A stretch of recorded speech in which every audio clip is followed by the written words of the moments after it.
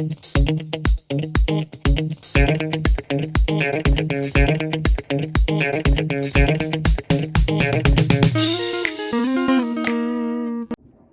there, it's me again. So you all probably recognize the plant that's behind me, right? So the question today is, what will happen if I touch it? Although that one is too easy, right? So let's look at another question that might be a little bit more interesting.